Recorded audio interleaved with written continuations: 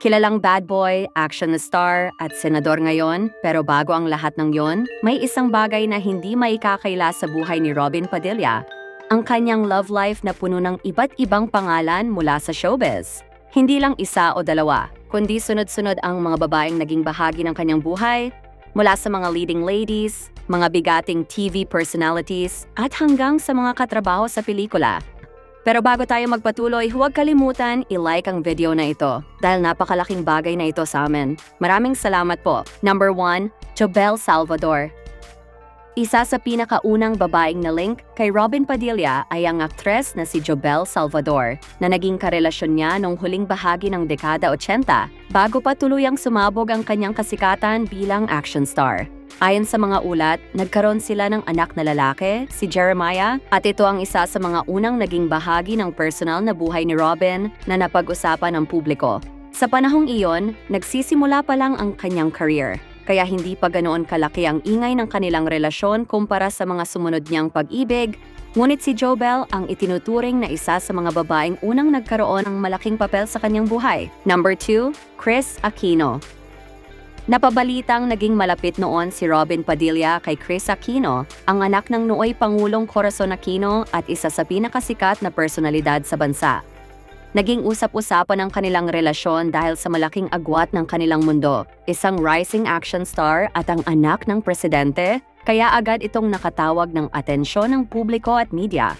Ayon sa mga ulat, niligawan ni Robin si Kris sa pamamagitan ng mga sulat at personal na panliligaw. Ngunit tumagal lamang ang kanilang relasyon nang halos 1 taon bago ito nauwi sa hiwalayan. Sa kabila ng maikling panahon, nanatili itong isa sa mga pinakakilalang kabanata sa love life ni Robin, lalo na dahil sa bigat ng pangalan at estado ni Kris noong panahong iyon. Number 3, Lea Orosa.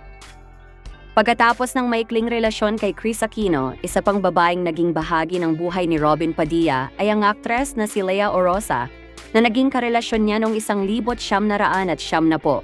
Sa panahon na tuloy-tuloy na ang pagangat ng kanyang career bilang action star. Ayon sa mga ulat, nagkaroon sila ng isang anak na babae, si Camille, at ito ang isa sa mga relasyong nagpakita na sa kabila ng kanyang imahe bilang bad boy, nagsisimula na rin siyang bumuo ng sariling pamilya. Bagamat hindi gaanong naging maingay sa media ang kanilang hiwalayan kumpara sa iba niyang relasyon, nanatili si Lea bilang isa sa mga babaeng nagkaroon ng mahalagang papel sa personal na buhay ni Robin. Number 4, Vina Morales. Si Vina Morales ay naging ka-love team ni Robin Padilla na kalaunan ay nauwi sa totoong relasyon noon. Sa panahong iyon, naging mainit na usapin ang kanilang pag-iibigan dahil pareho silang sikat at madalas magkasama sa mga proyekto, kaya mabilis itong napansin ng media at fans.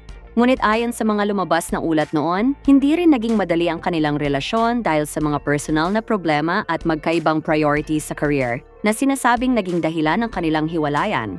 Kahit hindi nagtagal ang kanilang pagsasama, si Vina ay nanatiling isa sa mga pinakakilalang pangalan sa love life ni Robin. At ang kanilang kwento ay madalas pa ring binabalikan kapag pinag-uusapan ang mga naging pag-ibig ng bad boy ng showbiz. Number 5, Monique Wilson. Matapos ang ilang high-profile na relasyon, isa pang pangalang naugnay kay Robin Padilla noong dekada 90 ay ang actress at singer na si Monique Wilson. Naging malapit sila sa isa't isa sa panahong aktibo si Robin sa sunod-sunod na proyekto sa pelikula at mabilis ding kumalat ang balita tungkol sa kanilang ugnayan. Bagamat hindi gaanong naging maingay sa media ang detalye ng kanilang relasyon, sinasabing hindi rin ito nagtagal dahil sa abalang schedule at magkakaibang direksyon ng kanilang career. Sa kabila nito, nanatili si Monique bilang isa sa mga babaeng naging bahagi ng makulay na yugto ng pag-ibig ni Robin noon. Number 6, Dolly Ann Carvajal. Sumunod na na-link kay Robin Padilla ay ang actress at TV personality na si Dolly Ann Carvajal, na naging bahagi rin ng kanyang love life noong dekada 90. Sa panahong iyon, sunod-sunod ang mga proyektong ginagawa ni Robin at halos bawat leading lady na nakakasama niya ay nagiging usap-usapan, kabilang na si Dolly Ann. Bagamat hindi gaanong naging detalyado sa media ang kanilang relasyon, nabanggit siya sa ilang ulat bilang isa sa mga babaeng naging malapit sa aktor sa panahong iyon. Number 7, Sharon Cuneta. Na-link din kay Robin Padilla ang megastar na si Sharon Cuneta matapos silang magsama sa pelikulang Maging Sino Ka Man noong 1991, kung saan kapansin-pansin ang kanilang chemistry sa screen. Dahil sa tagumpay ng kanilang tambalan, mabilis kumalat ang balitang may espesyal na ugnayan sila kahit sa likod ng kamera, lalo na't pareho silang malalaking pangalan sa industriya noong panahong iyon. Naging usap-usapan ang isyung ito sa showbiz dahil sa bigat ng pangalan ni Sharon at sa matapang na imahe ni Robin, ngunit walang malinaw na kumpirmasyon mula sa dalawa tungkol sa tunay na estado ng kanilang relasyon. Sa kabila nito, nanatili si Sharon bilang isa sa mga pinakasikat na personalidad na naugnay sa pangalan ni Robin sa kasagsagan ng kanyang career. Number 8, Rofa Gutierrez. Si Rofa Gutierrez, isang beauty queen at actress, ay naging karelasyon ni Robin Padilla noong kalagitnaan ng dekada 90 at ang kanilang pagsasama ay umabot pa sa puntong na pag-usapan ng kasal. Dahil pareho silang sikat at mula sa prominenteng showbiz families, mabilis naging sentro ng atensyon ang kanilang relasyon at madalas itong laman ng balita at showbiz talk noong panahong iyon. Ayon sa mga ulat, nagkaroon ng mga hindi pagkakaunawaan at personal na issue na naging dahilan ng kanilang hiwalayan, bagay na ikinagulat ng maraming fans na umaasang sila na ang magkakatuluyan. Sa kabila ng paghihiwalay, si Rufa ay nanatiling isa sa mga pinaka-high profile na babaeng naging bahagi ng makulay na love life ni Robin. Number 9, Liesl Sicangco.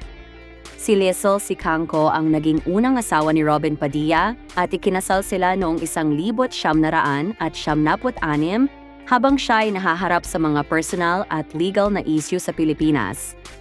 Sa kanilang pagsasama, nagkaroon sila ng 4 na anak, sina Queenie, Kylie, Ali at Jenjen Padilla, na pawang lumaki sa labas ng showbiz spotlight sa kanilang mga unang taon.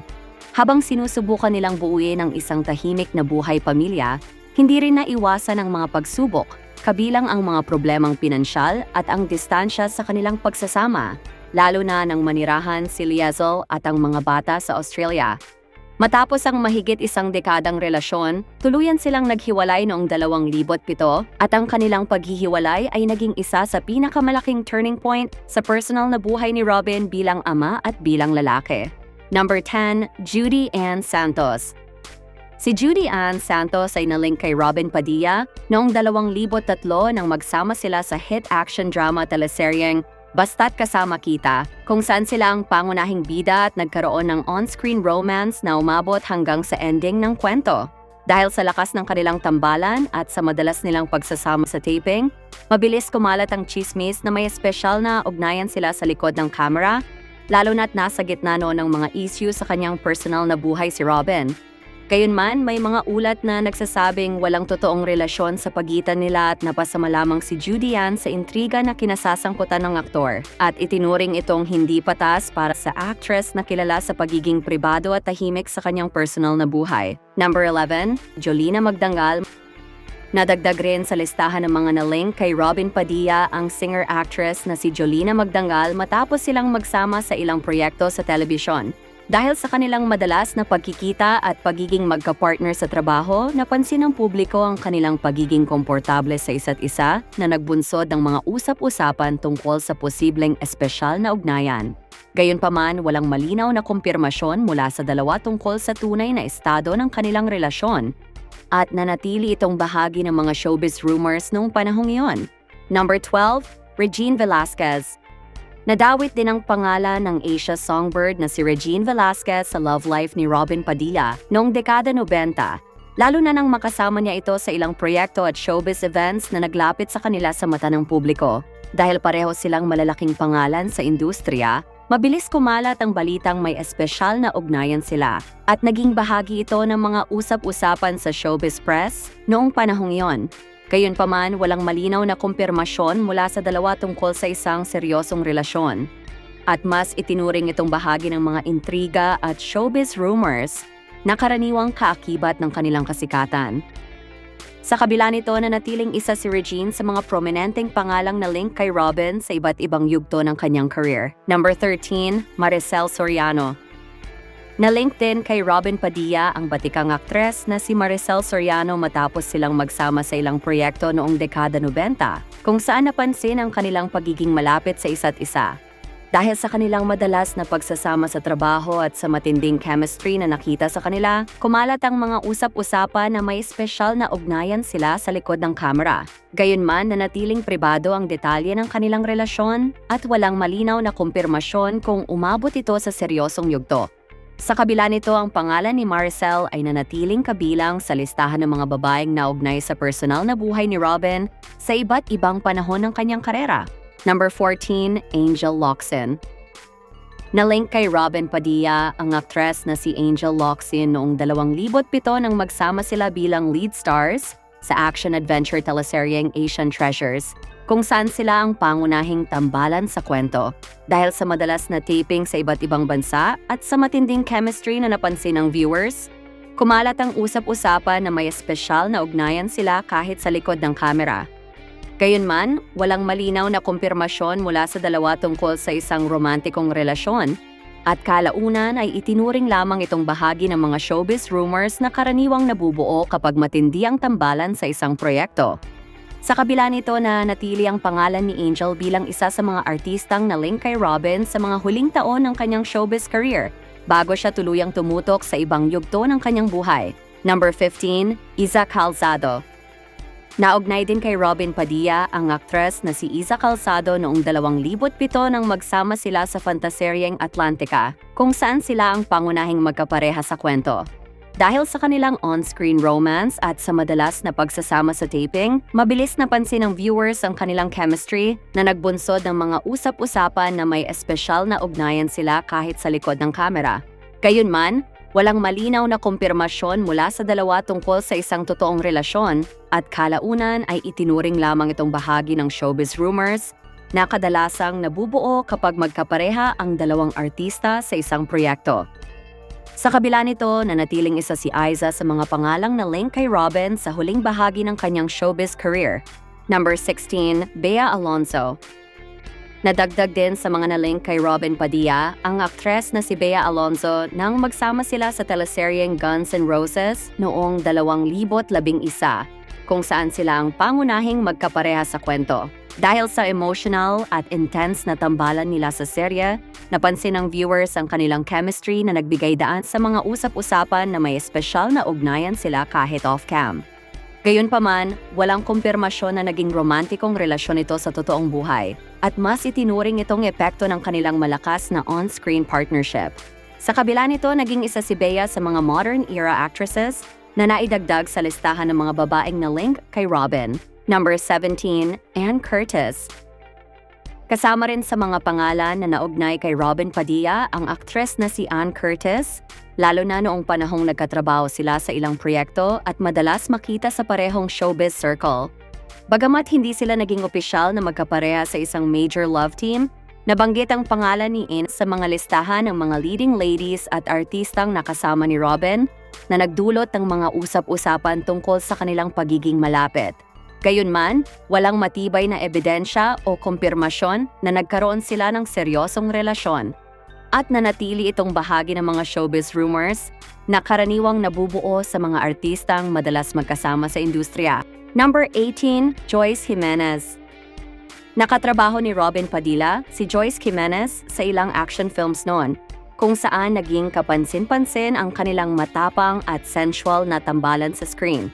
Dahil sa kanilang mga eksena at madalas na pagsasama sa proyekto, mabilis napansin ng publiko ang kanilang chemistry na nagbunsod ng mga usap-usapan na may espesyal na ugnayan sila kahit off-cam.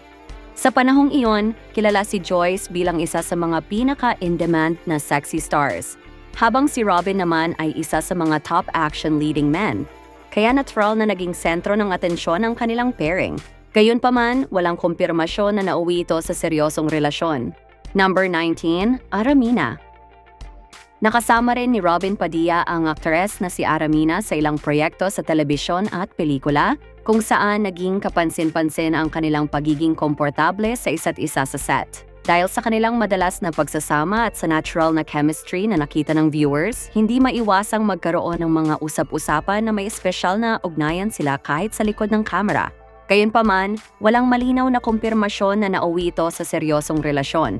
at nanatili itong bahagi ng mga showbiz rumors na dulot ng kanilang pagiging magkapareha sa trabaho. Number 20, Mariel Rodriguez.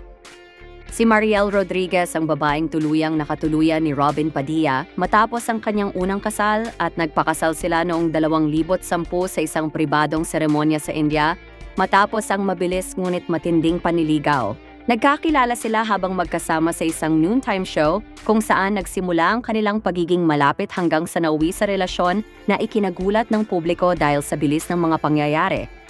Sa kanilang pagsasama, nagkaroon sila ng 2 anak na babae, sina Isabella at Gabriela Padilla, na madalas makita sa social media kasama ang kanilang mga magulang. Sa kabila ng mga intriga at chismis na dumaan sa kanilang relasyon, nanatiling buo ang kanilang pagsasama, at si Mariel ang naging kasama ni Robin sa panibagong yugto ng kanyang buhay bilang ama, asawa at kalaunan ay bilang senador ng bansa. Sa huli, ipinapakita lang ng kanyang kwento na kahit gaano kakulay ang nakaraan, darating pa rin ang panahon na pipiliin ng isang tao ang katahimikan, responsibilidad, at ang pamilyang tunay na mananatili sa kanyang tabi. Kayo sa lahat ng babaeng na link kay Robin Padilla, sino ang pinakatumatak sa inyo at bakit? Comment ninyo ang sagot ninyo sa baba at huwag kalimutang mag-like at mag-subscribe para sa mas marami pang kwento ng buhay ng mga kilalang personalidad.